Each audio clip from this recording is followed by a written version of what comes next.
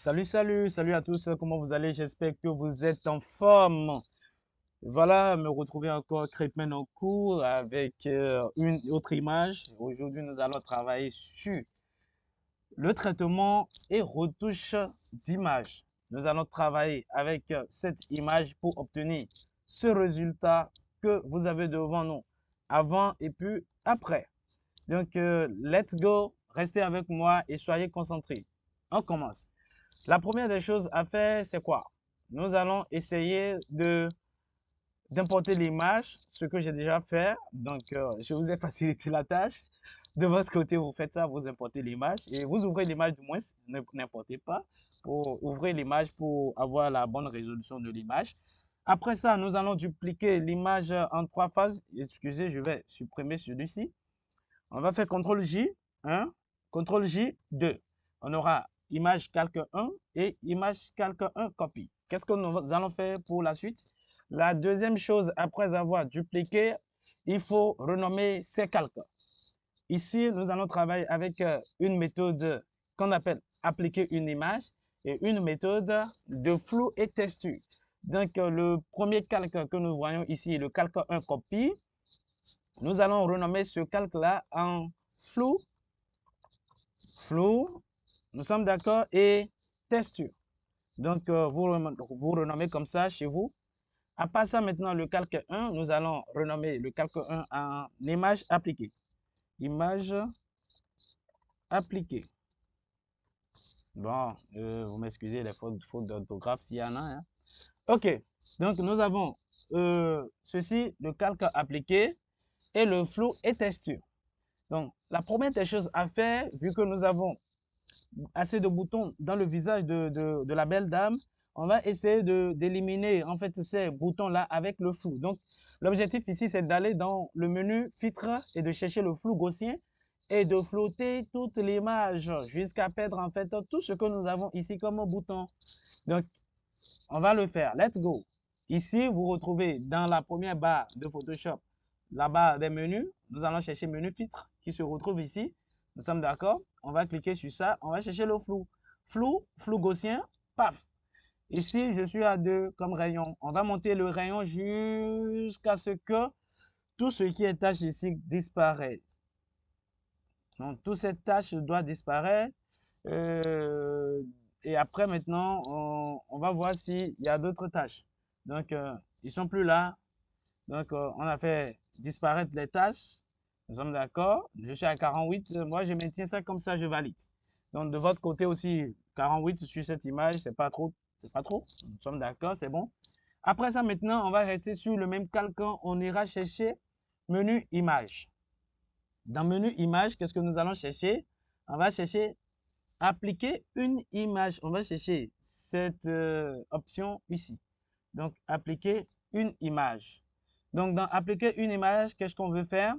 On veut en fait inverser. On veut rendre négatif l'image. Donc, nous allons commencer. Ici, ça me demande le calque et je dis, c'est le calque appliqué. Donc, vu que vous n'avez jamais fait, ça sera sur fusionné comme ça. Le calque sera sur fusionné. Donc, vous allez changer le fusionné en quoi? En image appliquée. Nous sommes d'accord. Après ça, couche, vous laissez ça sur RVB, vu que c'est un mode image, vous laissez ça sur RVB. Opération ici, chez vous, ça sera souvent sur produit ou bien n'importe quel mode de fusion. Ici, vous utilisez soustraction comme moi. Soustraction, l'opacité, vous laissez ça à 100%. Échelle, pour vous, ça sera à 0. Vous amenez ça à 2. Nous sommes d'accord. Échelle 2. Décalage, vu que vous n'avez jamais fait, ça sera à 0. Vous allez mettre 129. Nous sommes d'accord. 129, 130, c'est pas exagéré. Nous sommes d'accord. Après ça, qu'est-ce que nous allons faire? On va valider. Paf! Après avoir validé, on va visiter nos modes de fusion ici et on va chercher lumière linéaire. Lumière linéaire. Après lumière linéaire, toujours sur le même calque, on fait clic droit. Donc, clic droit, on va chercher l'option convertir en objet dynamique. C'est ça qui est ici. Clic droit ici, convertir en objet dynamique. Et après avoir converti comme ça, qu'est-ce qu'on va faire de plus? On ira directement encore dans le filtre, là où on va jouer notre dernière carte d'abord, filtre, et on va encore chercher le flou et le flou gaussien. Ici, dans le flou gaussien, vous voyez, on s'est arrêté sur 48,4 et le flou nous a proposé ça. On a encore notre image réelle. Ici, on avait augmenté le rayon pour pouvoir flotter, mais cette fois-ci, on va descendre le rayon pour obtenir le résultat voulu. Donc, qu'est-ce qu'on va faire? On descend, oui, on descend l'image. Ici, je suis à 4 et je sens déjà de légères textures, nous sommes d'accord, sur l'image. Hein? On sent de légères textures sur l'image. Je peux descendre encore légèrement. Vous voyez, encore légèrement. Je peux m'arrêter là. Sur 2,5, c'est déjà bon. Je valide. Après avoir validé, qu'est-ce que je vais faire de plus? Je vais créer un masque de fusion. Et après, je vais prendre l'outil pinceau. Et je vais commencer par flouter avec l'arrondi flou. Donc, qu'est-ce que nous allons faire ici? On descend ici au niveau de créer un masque de fusion. Vous voyez, créer un masque de fusion. Je vais enfoncer Alt. Nous sommes d'accord. Et je vais cliquer. Quand on enfonce Alt et on clique automatiquement, ça crée le masque et ça peint le masque en noir automatiquement. Donc, qu'est-ce que je vais faire? Je vais sur outil pinceau directement. Je vérifie ici la couleur du premier plan est en blanc ou en noir. Vu que le masque ajouté est en noir, il faut que le premier plan, la couleur soit en blanc. Après ça, je vais vérifier si l'opacité ici dans la barre des options est 100%. Ici, c'est correct. Le flux ici, je ne vais pas laisser à 50 ni à 100%, mais je descends jusqu'à 30, 38, 40 pour que ça ne donne pas une couleur pâle sur l'image. Nous sommes d'accord. L'usage, je mets ça à 0. Je vérifie si le pinceau est sur l'arrondi flou. C'est ça. Et je vais commencer par travailler, commencer par lisser le visage. Nous sommes d'accord. J'ai commencé l'exercice.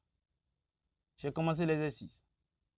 Ces parties sensibles, vous voyez, il ne faut pas augmenter le pinceau. À ce niveau, je peux augmenter le pinceau parce que si je vais faire ça avec cette épaisseur, je ne vais pas vite finir. Donc, je viens d'augmenter pour pouvoir faire certaines parties rapidement, pour que ce soit rapide. Au cas où je vais faire un peu d'erreur, vous voyez, je mets IS pour changer juste l'option, noir pour corriger, blanc pour continuer. Donc, je continue comme ça. Je continue comme ça mon traitement, ma retouche d'image du moins. Excusez-moi, on n'a pas commencé à traiter l'image, bien sûr. Donc, on commence comme ça. Donc, plus je m'approche aux zones un peu plus sensibles, je diminue l'épaisseur de mon pinceau pour qu'on ne sente pas. On doit traiter l'image et montrer que c'est l'image réelle. Et quand on dit que les graphistes mentent, c'est maintenant moi-même je me rends compte là. Parce qu'avec ça, on peut travailler sur des produits cosmétiques avant et après. Donc, on continue.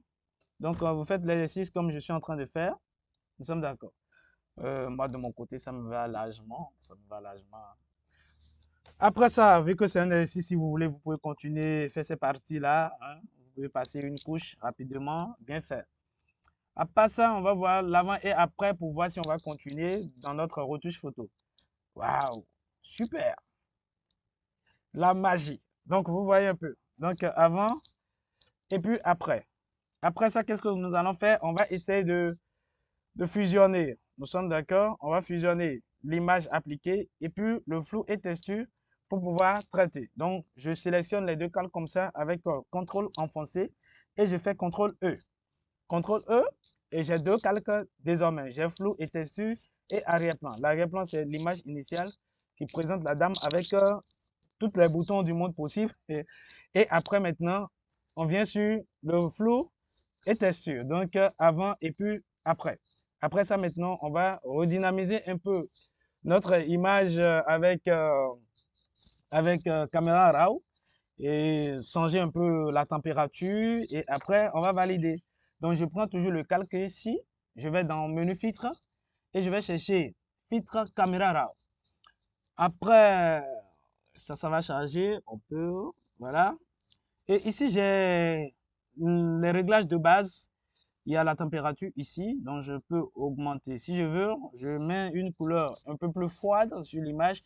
Mais moi, spécialement pour cette image, je vais décider, je décide autre chose pour que ça soit un peu plus chaud. Nous sommes d'accord. Après ça, je vais vous montrer. Et on va travailler avec exposition. Je vais vous montrer. L'exposition, en réalité, si l'image n'est pas trop exposée, vous pouvez l'exposer avec le menu exposition. Si c'est trop exposé, vous pouvez diminuer. Nous sommes d'accord. Donc, vous voyez déjà l'exemple. Hein. Donc, ici, je diminue un peu légèrement l'exposition. Et qu'est-ce que je vais faire de plus? Je vais travailler avec les tons clairs. Nous sommes d'accord. Si je veux, je travaille encore un peu plus avec outil texture, mais ça sera un peu bizarre. Nous sommes d'accord. Donc, on va laisser outil texture, on va le valider. Ça charge.